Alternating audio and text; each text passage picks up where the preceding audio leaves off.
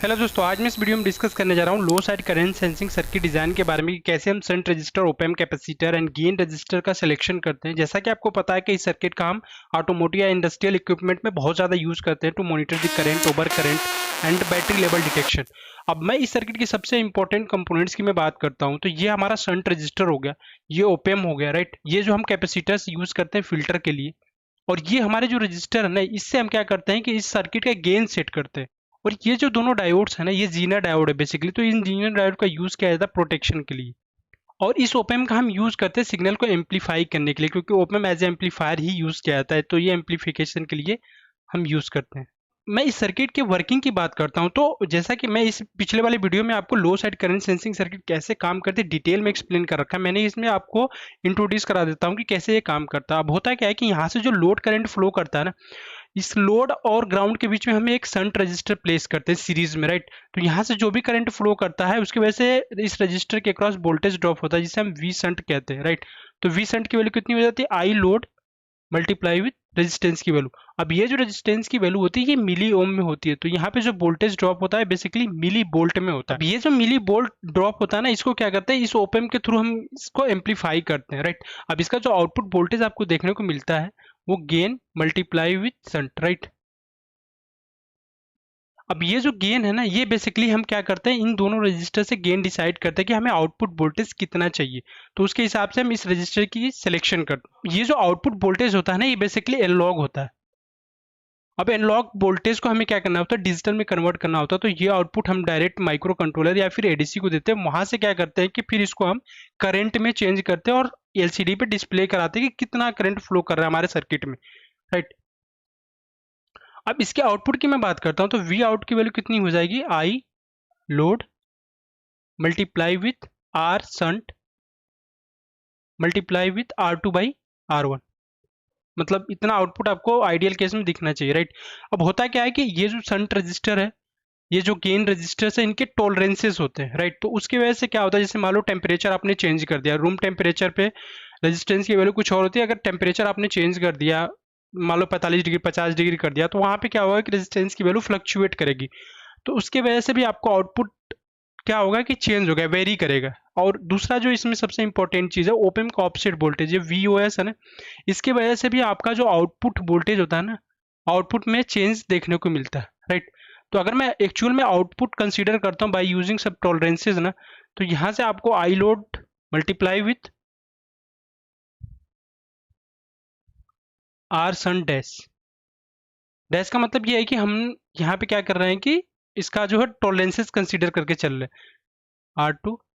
Are two dash divided by R one dash plus V offset multiply with one plus R two dash upon R one dash, right. तो ये आपको actual में output consider करके चलना होता है। मैं एरर परसेंटेज की बात करता हूं तो we output dash minus we output upon we output multiply with 100। तो ये परसेंटेज में आपको एरर, मतलब कितना एरर आप एज्यूम करते हो कि इतना एरर अगर आता है हमारे आउटपुट पे तो मतलब हमारी सर्किट प्रॉपरली काम। अब मैं बात करने जा रहा हूँ कि सर्किट कांस्टेंट हम कैसे डिटरमाइन करते हैं, राइट। तो पहला चीज ये होता है कि करंट सेंसिंग रेंज कितनी है, कितना मिनिमम लोड करंट होगा, कितना मैक्सिमम लोड करंट होगा, राइट। अब दूसरा जो इंपॉर्टेंट चीज है, करंट सेंसिंग एरर, कितना एरर आपकी सर्किट में चल जाएगा, राइट, कि आपको कोई प्रॉब्लम नहीं होगी। और तीसरे कांस्टेंट की मैं बात करता हूं तो करंट सेंसिंग फ्रीक्वेंसी। अब मैं करंट सेंसिंग फ्रीक्वेंसी की बात करता हूं तो it represent how fast the current can be measured relative to the current variation. अगर करंट सेंसिंग स्पीड अगर बहुत स्लो होगी ना, तो क्या होगा कि अगर अचानक से कोई ओवर करंट आता है ना, तो उसको क्या करेगी, हमारी सर्किट मॉनिटर ही नहीं कर पाएगी। तो उस टाइम पे क्या होगा कि हमारी सर्किट डैमेज होने के चांसेस रहते हैं। अगर करंट सेंसिंग स्पीड बहुत ज़्यादा फास्ट हो जाती है तो इसमें जो नॉइज वगैरह होंगी ना, वो डिटेक्ट करने लगेगी, वो सर्किट को इम्पैक्ट करने लगेगी। तो इसलिए हमें क्या करना होता है कि सेंसिंग फ्रीक्वेंसी हमें बहुत प्रिसाइजली लाइक कैलकुलेट करना पड़ता है, ताकि ये जो टाइम ट्रांजिएंट है ना उसको प्रॉपरली मैच कर सके। तो ये बहुत इंपॉर्टेंट चीज हो जाता है, राइट। इसलिए हम ये कैपेसिटर का यूज करते हैं ताकि हम हाई फ्रीक्वेंसी नॉइज वगैरह को फिल्टर आउट कर सकें। अगर मान लो डीसी करंट फ्लो कर रहा है तो उस केस में क्या करते हैं कि हम लो पास फिल्टर डिजाइन करते हैं ताकि हाई फ्रीक्वेंसी सिग्नल को ब्लॉक कर सके। अब मैं फोर्थ इंपॉर्टेंट चीज की बात करता हूँ, तो मैक्सिमम वोल्टेज जो हमारा शंट रजिस्टर के क्रॉस ड्रॉप होगा। एंड फिफ्थ इंपॉर्टेंट चीज ये है कि maximum output voltage of the op amp. तो ये सारी चीजें कंसीडर करना पड़ता है जब हम करंट सेंसिंग सर्किट। अब मैं बात करने जा रहा हूँ कि ये जो हम सारे कंपोनेंट्स कैसे सेलेक्ट करते हैं। तो सबसे पहले मैं बात करता हूँ selection of the shunt resistor. तो R shunt is equal to क्या होता है, delta V shunt max divided by I load max.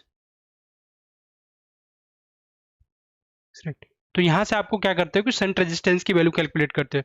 दूसरी चीज ये है कि जो हम शंट रजिस्टर कैलकुलेट करते हैं उसकी पावर रेटिंग में बहुत ध्यान देनी होती है। तो इसका जो पावर रेटिंग होना चाहिए P shunt greater than equal to delta V shunt multiply with I load max.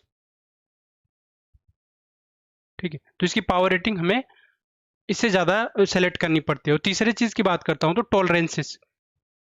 हमें वैसे रेजिस्टेंस की वैल्यू सेलेक्ट करनी पड़ती है शंट रजिस्टर की जिसका टॉलरेंस क्या होना चाहिए, 0.5% या मैक्स 1% होना चाहिए। और चौथी चीज की मैं बात करता हूँ तो इसका जो TCR होना चाहिए ये प्लस माइनस 50 ppm पर डिग्री सेल्सियस होना चाहिए, ताकि हमारा जो रेजिस्टेंस की वैल्यू है ज़्यादा चेंज ना हो। अगर टेम्परेचर भी आप वेरी करते हो तो ज़्यादा आपको इफेक्ट देखने को ना मिले, क्योंकि इससे वजह से आउटपुट हमारा चेंज हो जाता है। right? दूसरे कंपोनेंट की बात करता हूँ तो सिलेक्शन ऑफ गेन रजिस्टर्स। तो गेन इज इक्वल टू क्या होता है, ये out max upon delta V shunt. तो ये कितना हो जाता है R2/R1। ठीक है, तो यहाँ से आप क्या कर सकते हो, R2 R1 का सिलेक्शन इजीली कर सकते हो। अब मैं बात करता हूँ सिलेक्शन ऑफ ओप एम्प। तो पहला इसका इंपॉर्टेंट जो चीज होता है वो इनपुट ऑफसेट वोल्टेज, राइट। तो इनपुट ऑफसेट वोल्टेज आपको माइक्रो वोल्ट में कंसीडर करके चलना। जितना कम इनपुट ऑफसेट वोल्टेज रहेगा उतना अच्छा होता है, क्योंकि अगर मान लो इनपुट ऑफसेट वोल्टेज बढ़ जाता है तो इसके गेन से मल्टीप्लाई होकर आपको आउटपुट पे बहुत ज़्यादा देखने को मिलता है। तो इसलिए हमें क्या करना पड़ता है कि micro volt, minimum micro volt में हमें इनपुट ऑफसेट वोल्टेज कंसीडर करना पड़ता है, तभी जाके आपको मतलब आपका आउटपुट प्रिसाइजली देखने को मिलता है, राइट। दूसरा चीज इनपुट वोल्टेज रेंज। इसका इनपुट वोल्टेज भी आपको मतलब वैसे सेलेक्ट करना पड़ता है, ताकि अगर यहाँ पे अगर मान लो ये शंट रजिस्टर डैमेज हो जाता है, तो अगर ये शंट रजिस्टर डैमेज हो जाएगा तो ये 12 वोल्ट अगर डायरेक्ट इसको जाता है तो ये हमारा ओपएम डैमेज हो सकता है, राइट। तो हमें ऐसा ओपएम यूज करना पड़ता है जिसका इनपुट वोल्टेज थोड़ा ज्यादा हो, राइट। तो मिनिमम 7 वोल्ट या फिर 10 वोल्ट आप सेलेक्ट कर सकते हो। क्यों? क्योंकि ये जो जीनर डायोड है ना, अगर ये 5 वोल्ट का आप सेलेक्ट कर लेते हो तो क्या करता है कि यहाँ से अगर मान लो ये शंट रजिस्टर भी डैमेज हो जाता है तो ये पाथ बन जाता है, राइट। तो ये ब्रेकडाउन में चला जाएगा तो ये 5 वोल्ट रेगुलेट कर देता है, मतलब ये कंस्टेंट 5 वोल्ट आपको देखने को मिलता है, ठीक है। तो इसके वजह से हमारा ओपन डैमेज नहीं होता है। अब आगे मैं बात करता हूँ तीसरे पैरामीटर की। तो इसमें जो इसका जो CMRR common mode rejection ratio वो भी ज़्यादा होना चाहिए, मोर देन 80 dB हो तो बढ़िया है, क्योंकि हम जो यहाँ पे इनपुट नॉइज अगर इसमें इंसर्ट होती है तो उसके वजह से हमें इफेक्ट ज़्यादा देखने को ना मिले। अब चौथा मैं बात करता हूँ तो जो PSRR होता है ना, पावर सप्लाई रिजेक्शन रेशियो, ये भी ज़्यादा होना चाहिए। अगर more than equal to 80 dB हो तो हमारा क्या होता है कि यहाँ से जो भी नॉइज ऐड होती है ना पावर सप्लाई पे, इसको हम क्या कर सकते हैं कि सप्रेस कर सकते हैं। अब यहाँ पे भी कैपेसिटर हम यूज़ करते हैं सप्लाई पे, ताकि यहाँ से कोई नॉइज आए ना तो यहाँ से हम नॉइज को सप्रेस कर सके। और इसका जो बैंडविड्थ है ना वो एटलीस्ट 10 टाइम्स होना चाहिए एब्सेंस का, ताकि हमारा जो आउटपुट है ना वो एटेन्यूएट ना हो, ठीक है। तो ये सारे चीज़ें आपको ध्यान रखना है जब आप ओपेम सेलेक्ट करते हो। तो सिलेक्शन ऑफ कैपेसिटर, तो यहाँ पे C1 की वैल्यू अगर आप कैलकुलेट करते हो तो 1/2 absence multiply with 10 multiply with R2। तो यहाँ से आप इजीली कैपेसिटर की वैल्यू सेलेक्ट करते हो जिसे हम फिल्टर में यूज करते हैं। सो अब मैं एक एग्जांपल लेता हूँ, वहाँ पे आपको एक सर्किट डिजाइन करना है, उसमें मैं कुछ कांस्टेंट आपको यहाँ पे कंसीडर कर लेता हूँ। और उसके बाद आपको एक सर्किट डिजाइन, वो 30 एम्पियर टू 50 एम्पियर करंट हम क्या करें इजिली मॉनिटर कर पाए। 7% तक का एरर चलेगा, right. Current sensing frequency 1 kilo hertz हमें चाहिए। और जो वोल्टेज ड्रॉप है शंट रजिस्टर के क्रॉस वो 50 मिली वोल्ट है। और जो मैक्सिमम आउटपुट वोल्टेज है वो 3.3 वोल्टेज हमें चाहिए, राइट। अब यहाँ से आपको क्या करना है कि आपको शंट रजिस्टर, कैपेसिटर, ओपेम सबका सिलेक्शन करना है। तो पहला अगर मैं बात करता हूँ शंट रजिस्टर का, शंट इज इक्वल टू मैंने क्या बताया था, delta V shunt max divided by I load max. तो ये कितना हो जाएगा 50 milli volt divided by 50 amps. तो ये 1 मिली ओम शंट रेजिस्टेंस की वैल्यू आपको चाहिए होगा, राइट। टॉलरेंस आपको 0.5 to 1% कंसीडर करना। अब यहाँ से पावर रेटिंग जब इसका कैलकुलेट करोगे तो power rating greater than equal to delta V shunt कितना है 50 milli volt multiply with 50 ampere. तो ये आपको कितना देखने को मिलेगा 2.5 वॉट का आपको रेजिस्टेंस सेलेक्ट करना है, राइट। तो आपको क्या करना है कि इससे ज़्यादा ही सिलेक्ट करना है ताकि आपका रजिस्टर हीट अप ना हो, उसकी वजह से क्या होगा कि रेजिस्टेंस की वैल्यू चेंज होगी, ठीक है। तो आप 4 वाट का रजिस्टर सेलेक्ट कर सकते हो, राइट। और जैसे मान लो PSR 100 का जो सीरीज है ना, इसमें क्या है कि आपको 1 मिली ओम रेजिस्टेंस की वैल्यू देखने को मिलता है, 0.5 टॉलरेंस आपको देखने को मिलेगा एंड 4 वाट का आप यहाँ से सेलेक्ट कर सकते हो। तो ये रजिस्टर आप इजीली सेलेक्ट कर सकते हो। अब मैं बात करता हूँ selection of gain register, right. तो अगर मैं मान लो गेन की बात करता हूँ तो गेन इज इक्वल टू क्या हमने बताया था, delta V output max upon delta V sense is equal to R2 by R1, right. तो यहाँ से अगर आप R2 की वैल्यू कैलकुलेट करते हो ना तो कितना आ जाएगा, वी आउट मैक्स 3.3 वोल्ट है, अब delta V sense 50 milli volt है, मल्टीप्लाई विथ R1, ठीक है। अब R1 या R2 में आपसे आपको एक वैल्यू सेलेक्ट करनी पड़ती है, राइट।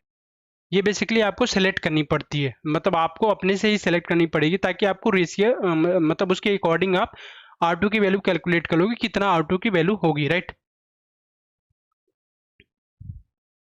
तो यहाँ से जब R2 की वैल्यू आप कैलकुलेट करोगे, मान लो कि मैं R1 की वैल्यू कितना लेके चल रहा हूँ 2K, तो ये वैल्यू आएगी 132K ओम, राइट। तो इतना आपको रेजिस्टेंस की वैल्यू सेलेक्ट करना होगा। अब ये रेजिस्टेंस की वैल्यू इजीली नहीं मिलता है तो आप क्या कर सकते हो कि R2 की वैल्यू फिलहाल 120K कंसीडर कर सकते हो, राइट। अब 120K रजिस्टर्स जो है आरओम सीरीज में आपको MCR 01, MCR 02 इस सीरीज में इजीली आपको मिल जाएगा। आपको इसका टॉलरेंस भी ध्यान रखना है, टॉलरेंस जो है वो बहुत कम होना चाहिए, मिनिमम अगर 0.5% आपको मिल रहा है तो good, well and good. And इसका जो TCR आप सेलेक्ट करना होगा प्लस माइनस 50 ppm पर डिग्री सेल्सियस वाला रजिस्टर आप इजीली यूज कर सकते हो। तीसरा मैं सिलेक्शन ऑफ ओपेम की बात करता हूँ तो इसका जो इनपुट ऑफसेट वोल्टेज होना चाहिए बहुत ही मिनिमम होना चाहिए। अब जितना कम सेलेक्ट कर सकते हो उतना बेटर रहेगा क्योंकि इनपुट ऑफसेट वोल्टेज जो है ना वो क्या होता है कि गेन से मल्टीप्लाई होता है तो हमारे आउटपुट पे क्या है उसका इम्पैक्ट देखने को मिलता है। तो जितना कम रहे माइक्रो वोल्ट में उतना वेल एंड गुड, राइट। दूसरा इसका CMRR हाई होना चाहिए, लाइक 80 dB से ज़्यादा होना चाहिए। PSRR ये भी 80 dB से ज़्यादा हो तो well and good. And input voltage range जो है मिनिमम 7 वोल्ट आपको कंसीडर करना है, राइट। क्योंकि आप जीनर डायोड 5 वोल्ट का सेलेक्ट करते हो तो well and good input voltage range मतलब 7 वोल्ट तक चलेगा। पावर सप्लाई आपको 5 वोल्ट कंसीडर कर सकते हो, राइट। इसके साथ आपको slew rate, gain, bandwidth, product भी आपको ध्यान में रखते हुए ओपम का सिलेक्शन करना है, राइट। तो चौथा मैं बात करता हूँ कैपेसिटर सिलेक्शन का। तो C1 इज इक्वल टू कितना हो जाएगा 1/2 पाई multiply with 10 F since 1 kilo hertz, right, multiply with 120K register. तो यहाँ से आप जब कैपेसिटर की वैल्यू कैलकुलेट करोगे तो ये देखने को मिलेगा 133 पिको फैरेड। हम क्या करते हैं कि अप्रॉक्सीमेटली 150 पिको फैरेड कंसीडर कर सकते हैं, राइट। 150 पिको फैरेड में कैपेसिटर यहाँ पे लेके चलता हूँ। अब पांचवा जो है जीनर डायोड का ना, तो जीनर डायोड आपको पता है कि इसका पहली बात तो ब्रेक डाउन वोल्टेज, ठीक है, ये आपको 5 वोल्ट का सेलेक्ट करना है। दूसरा ये कि इसका जो करंट फ्लो करेगा यहाँ से जो IZD की मैं बात करता हूँ, तो अगर सपोज कि ये हमारा शंट रजिस्टर डैमेज हो जाएगा तो ये क्या करेगा कि ये 12 वोल्ट ये यहाँ से फ्लो होते हुए राइट जाएगा, ठीक है। तो IZD की वैल्यू अगर कैलकुलेट करते हो, क्योंकि हमने वो जो रजिस्टर कैलकुलेट लिया है वो 2 के लिया है, तो IZD की वैल्यू कितनी हो जाएगी 12 माइनस ये ब्रेकडाउन में चला जाएगा डिवाइडेड बाई 2K। तो ये 3.5 मिली एम्पियर करंट यहाँ से फ्लो करेगा जब ये ब्रेकडाउन में चला जाएगा। तो आई होप कि आपको इसका भी सिलेक्शन समझ में आ गया। पावर रेटिंग वगैरह आप जीनर डायोड हमारी सर्किट बनती है ना, ये सारा सिलेक्शन करने के बाद वो आपको सर्किट ये कुछ देखने को मिलती है। यहाँ से हमारा 30 से 50 मिली एम्पियर करंट फ्लो कर रहा है। हमने ये जो R1 की रेजिस्टेंस की वैल्यू सेलेक्ट करी है 2K ओम कैलकुलेट करा है, राइट। अब ये जो कैपेसिटर है 150 पिको फैरेड रजिस्टर, जो फीडबैक रजिस्टर जिससे हम गेन डिसाइड करते हैं, गेन रजिस्टर हमेशा ज़्यादा होता है जो हम सीरीज रजिस्टर कंसीडर करते हैं, क्योंकि हमें गेन ज़्यादा चाहिए होता है तो इसलिए हम क्या करते हैं फीडबैक रजिस्टर की वैल्यू ज़्यादा कंसीडर करते हैं। अब ये हमारा जीनर डायोड हो गया जो प्रोटेक्शन के लिए यूज़ किया गया है, तो ये 5 वोल्ट पे आपको सेचुरेट कर देगा ताकि हमारा जो ओपेम है ये डैमेज नहीं होगा, राइट। तो आई होप कि ये सारी चीज़ें आपको समझ में आ गई होगी। ये हमने शंट रजिस्टर 1 मिली ओम का सेलेक्ट किया हुआ। हम यहाँ पे कैपेसिटर यहाँ पे भी सिलेक्ट करते हैं ताकि हम नॉइज़ वगैरह को सप्रेस कर सकें। तो कुछ इलेक्ट्रोलाइटिक कैपेसिटर भी यहाँ पे सिलेक्ट कर लेते हैं और कुछ सिरेमिक कैपेसिटर भी। तो ये बेसिकली सिंपल सा फंडा है, ये सर्किट कैसे काम करती है, कैसे हम कंपोनेंट का सिलेक्शन करते हैं।